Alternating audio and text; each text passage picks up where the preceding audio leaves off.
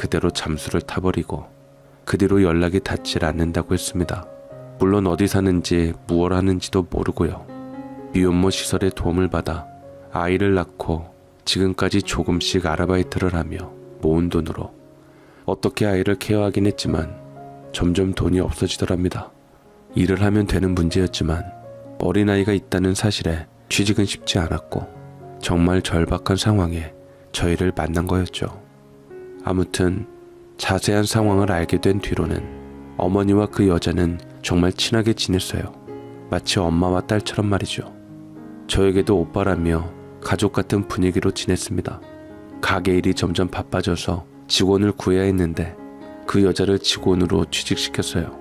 아이가 있는 바람에 일할 수 있는 시간이 한정적이긴 했지만 바쁜 점심시간에 저희 가게에서 일을 배우기 시작했고요. 저희 가게에서 일을 하게 되었답니다.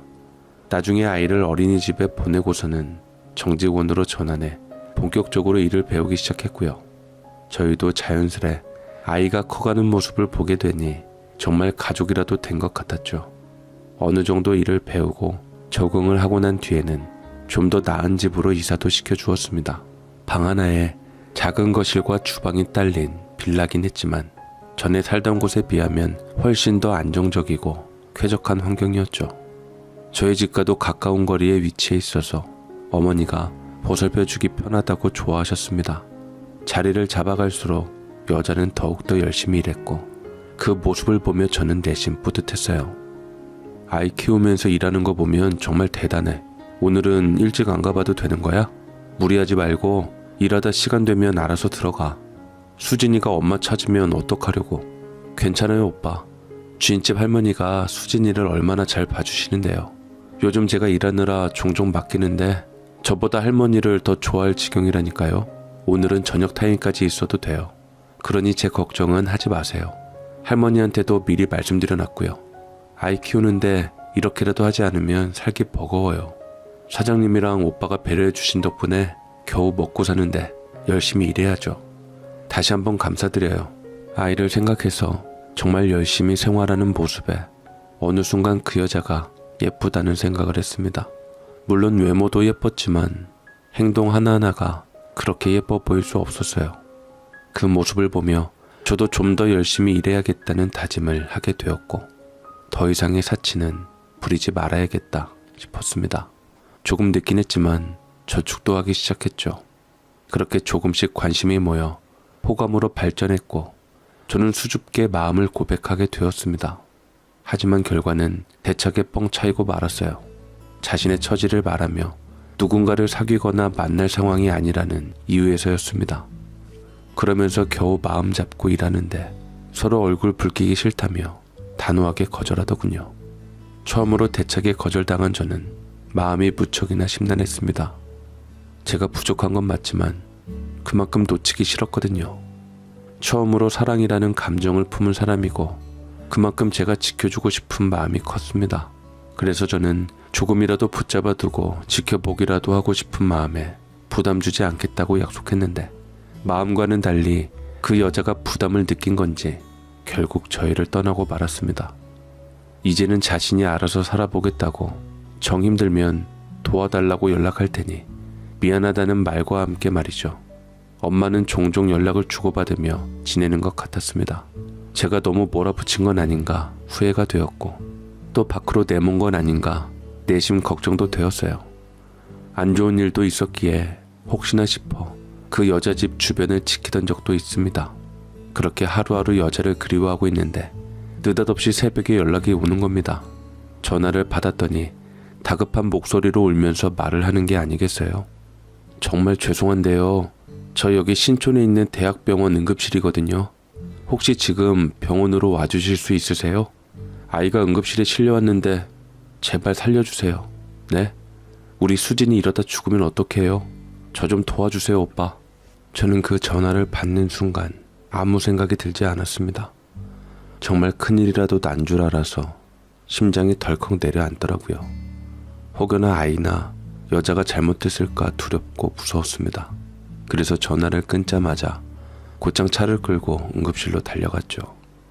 아이는 링거 주사를 꽂고 울다 지쳤는지 잠들어 있었고 여자는 아이의 손을 잡고 기도를 하고 있었습니다. 큰 상황은 아닌 것 같아 그 둘의 모습을 보고 안도의 한숨을 내쉬었죠. 알고 보니 아이가 감기 증상으로 며칠을 고생했는데 갑자기 열경련을 일으켰고 급하게 119를 불러 병원에 온 거였습니다. 주변에 도움을 청해야 하는데 왕래하던 친구들도 없고 휴대전화를 보니 저와 어머니뿐이었다는 거예요. 그래서 급한 마음에 저한테 연락을 했던 겁니다. 죄송한 마음이고 뭐고 무작정 연락을 해야겠다 싶더래요. 아이가 혹시나 잘못될까봐 덜컥 겁이 나기도 했고 누군가 옆에 있어줘야 할 것 같아서 연락을 했던 겁니다.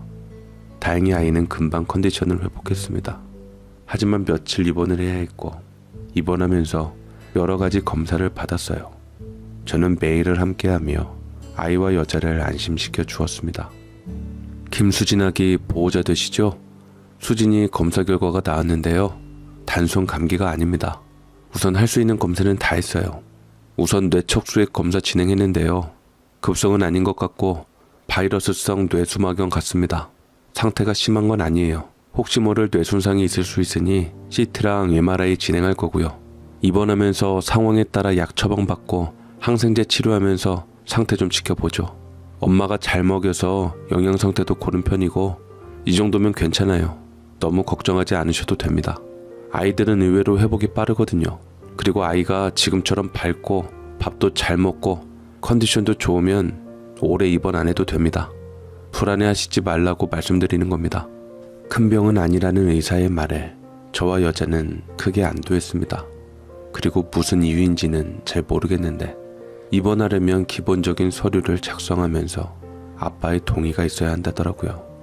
무슨 개떡 같은 경우인가 싶었지만 일단 아이부터 살려야 하니 깊이 생각할 겨를이 없었습니다. 입원 서류에 서명을 하고 이것저것 짐을 챙겨 옮겨다 주었어요.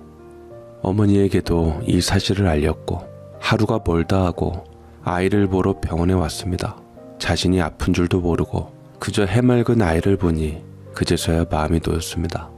어머니는 여자가 제대로 밥을 먹지 못할 거라며 곰탕, 아이 간식, 과일 등 여러 가지를 해다 주셨죠. 그렇게 모든 사람들의 바람대로 아이는 무사히 회복되어 퇴원을 하게 되었습니다. 그리고 그 뒤로 여자는 다시 저희 가게에서 일을 시작했어요. 알고 보니 저 때문에도 그렇고 어머니한테 더 이상 신세지기 싫어서 떠났던 건데 이대로 떠나는 건 아닌 것 같다며 다시 일해보고 싶다고 했습니다. 그리고 저에게 성급하게 행동하지 말고 서로 조금씩 알아가는 사이가 되었으면 좋겠다고 하더라고요. 얼마의 시간이 흘렀을까요? 여느 때처럼 평범한 일상을 보내고 있는데 식당에 그 여자의 전 남자친구라는 사람이 찾아왔습니다. 가게가 확장 이전을 하면서 나름 유명한 맛집으로 자리 잡았는데 우연히 오가던 그 남자가 여자를 알아보고는 예전 생각이 났는지 어떻게 한번 해볼 요량으로 접근을 했던 거였죠. 어이 박희원이, 너 S대학 경영학과 그때 그 박희원이 맞지? 내가 너 예뻐서 기억하고 있었어. 졸업하고 뭐하고 사나 궁금했는데 이런 데서 일하고 있었어? 그때 임신했다고 들었는데 아이 낳고 잘 사나 보네. 그래 요즘은 살만한가 봐. 여전히 이쁘다. 이래서 내가 네 생각을 종종 했나 봐. 우리 앞으로 잘 지내보자. 그 남자의 말을 듣고 있자니 더럽고 거북하기까지 하더군요. 물론 여자 나이가 아직 젊고 아기 엄마라고 해도 안 믿을 외모이긴 했습니다만 그 남자는 그것과는 상관없이 어떻게든 다시 한번 만나보려고 안달이 났더라고요. 손님인 척 가게에 와서 진상짓도 많이 했고 아이를 핑계 삼아 여자를 불러내기도 하며 아주 옴짝달싹 못하게 여자를 올가매기 시작했습니다. 아이가 다니고 있는 어린이집에도 찾아가 자신이 아이 아빠라며 데리고 가려 했던 경우도 있었고요. 가게가 끝날 때까지 기다렸다가 추근덕대길래 퇴근길에는 항상 제가 집에 데려다 줘야 했습니다. 여러모로 상상도 못할 망나니 짓을 일삼았거든요. 여자 혼자 산다는 걸 알리면 더 큰일 날까봐 사는 집에 제 신발을 가져다 두기도 하고 일부러 같이 퇴근하고 집까지 들어갔다가 그 남자가 간 걸 확인하고 저도 집으로 왔습니다. 어느 정도였냐면 불안해서 잠을 못 자서 잠금 장치도 여러 개 더 달아놓았을 정도입니다. 여자는 하루하루 괴로워했고 애써 저희에게는 티를 내진 않았어요. 하지만 속사정을 전부 알고 있던 저와 어머니는 더 이상 두고 볼 수 없었습니다. 가게에 수시로 찾아오는 것부터 업무 방해가 될 정도였고 그 상황을 지켜보는 눈도 많았거든요. 그러던 어느 날 어김없이 저녁 장사를 한참 하고 있는데 그 남자가 찾아왔습니다. 먹지도 않는 음식을 주문하며 사사건건 그 여자에게 시비를 거는데 제 눈이 다 뒤집혀질 지경이었습니다. 결국 하던 일을 내던지고 어머니가 직접 나섰어요. 어른이 경찰까지 부르고 법적 조치를 취하겠다는 말에 그 남자는 또 겁이 났는지 꽁지 빠지게 도망을 갔습니다. 그 뒤로 종종 여자의 휴대폰으로 연락을 해오긴 했지만 경찰에 스토킹으로 신고했고 모든 연락처를 차단시켜버리니 더는 찾아오지도 연락하지도 않았습니다. 형준아, 아무래도 불안해서 못 살겠구나. 희원이 저렇게 두면 내가 불안해서 지난번처럼 못돼 처먹은 놈들 들러붙어서 무서운 꼴이라도 당하면 어쩐다니. 그래서 말인데 너 솔직히 희원이한테 마음 있지? 다른 사람은 속여도 이 엄마 눈은 못 속인다. 그러니 이참에 희원이랑 잘 이야기해봐. 서로 마음만 맞는다면 더할 나위 없이 좋지 않아? 나도 수진이가 계속 눈에 밟히고 정말 내 손녀 같고 그래. 희원이는 이미 딸 그 이상이야. 차라리 내 가족이었으면 좋겠어. 그러니까 네가 희원이랑 이야기 좀 잘 해봐. 에이, 엄마 그런 소리 하지 마세요. 희원이가 뭐가 못나서 나처럼 다 늙어 빠진 남자랑 결혼을 해. 그리고 혹시라도 희원이한테 부담 주는 말 하지 마요. 겨우 마음 잡고 사는 애한테 짐 되는 것도 싫고 부담 주기 싫어. 이렇게 가까이 두고 지켜볼 수 있는 것만으로도 만족해야지. 그러니 엄마도 이해해 주세요. 더 다가가면 희원이도 부담스러워할 거야. 어머니의 말에 저도 공감을 못하는 건 아니었습니다. 어떻게라도 붙잡아 두고 제 곁에서 지켜주고 싶은 마음이 가득했거든요. 하지만 예전에 나누었던 대화도 생각나고 더 이상 부담 주면 안 되겠다는 생각에 최대한 자제하게 되더라고요. 그렇게 모든 일이 잘 마무리되는 듯 했습니다. 가게도 장사가 잘 되고 하루하루가 정신이 없었어요. 그런데 생각지도 못한 일이 발생하고 말았습니다. 정신없이 일만 하던 제가 피로가 누적된 탓인지 이상하다 싶을 정도로 몸이 축축 처지더라고요. 유독 몸이 피곤하던 날 도저히 서 있을 수 없다고 생각돼서 브레이크 타임에 창고방에서 잠시 눈을 붙이게 되었습니다. 누군가 저를 누르고 있는 것처럼 몸이 너무나도 무거운데 아무것도 할 수 없겠더라고요. 식은땀도 나고 두통도 있는데 몸 상태가 좋지는 않았습니다. 조금만 쉬다가 일어나서 영업을 준비해야 하는데도 제가 일어나지 않자 이상하다 싶었는지 어머니와 그 여자가 창고방에 들어왔고 정신 차리지 못하는 저를 병원에 데려갔어요. 과로로 인한 몸살이었지만 3일 정도 병원에 입원해서 쉬어야 한다길래 본의 아니게 병원 신세를 지게 되었습니다. 그런데 말입니다. 그 여자가 그런 절 위해 밤새 간호도 해주고 약도 먹여주고 온갖 수발을 다 들어주더라고요. 솔직히 저 혼자 다 할 수 있는 일이었는데도 불구하고 그 손길이 싫지 않았습니다. 상태가 금방 호전되어 퇴원을 했고 무리하지 않는 선에서 일에 최선을 다하기로 하고 가게로 복귀했습니다. 그런데 웬일인지 자꾸 여자가 저를 피하는 것 같은 느낌이 들었습니다. 이전보다 더 거리를 두려고 하는 것 같았고 필요한 질문 이외엔 그 어떠한 대화도 주고받지 않았어요. 고민 끝에 그 여자와 대화를 나누게 되었습니다. 비로소 진심 어린 말을 들을 수 있었죠. 사실 저도 오빠한테 마음이 있었어요. 없다면 그건 거짓말이겠죠. 아마 식당에서 일하게 된 지 얼마 안 된 시점이었을 거예요.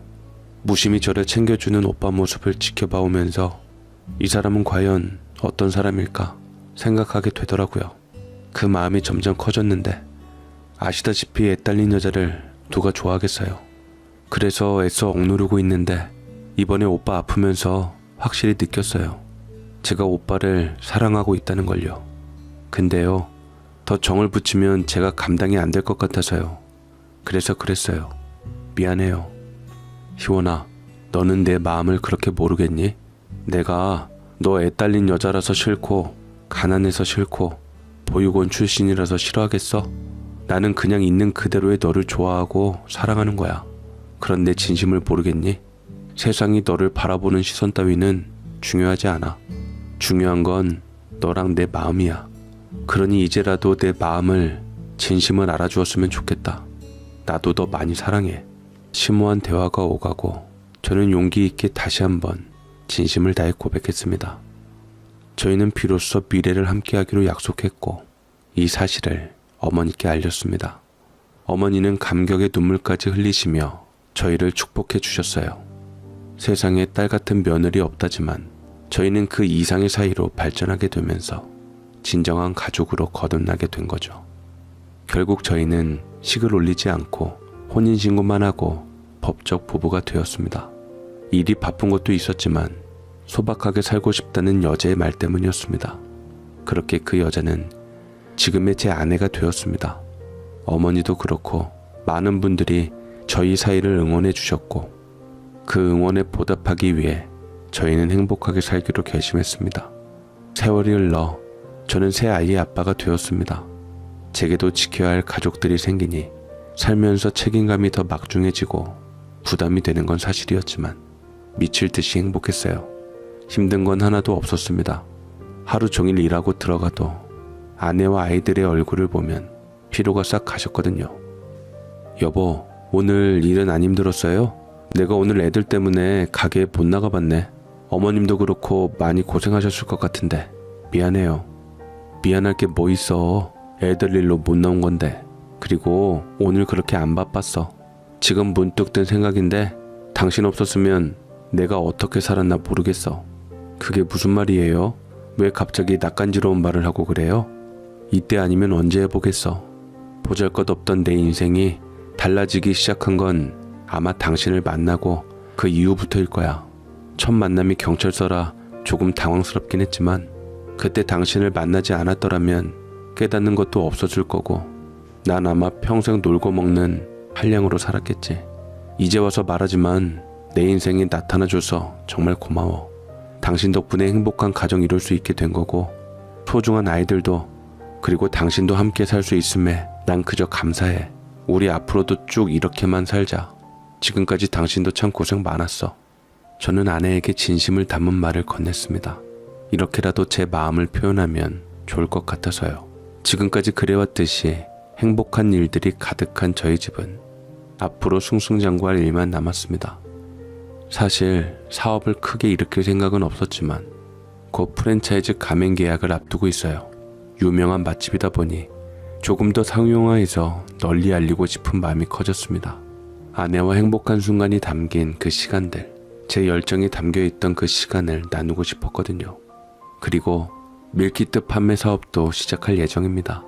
어머니의 음식 솜씨가 너무 좋아서 지방에서 올라와 포장해 가시는 분들도 섭섭지 않게 계셨는데 아내가 아이디어를 주더라고요. 식구들이 많으니 돈도 많이 벌어야 하겠지만 무엇보다도 제일 중요한 건 사람이 아닌가 싶습니다. 저는 인생을 살면서 성공했다고 자부할 수 있어요. 바로 아내를 만나게 되면서 그 성공을 이룬 게 아닌가 싶습니다. 그래서 앞으로 더 행복하게 살려고요. 검은 머리 파풀이 될 때까지 사랑하는 아내와 함께 남은 인생을 즐겁게 보내볼게요. 언젠가 아이들 다 크고 나면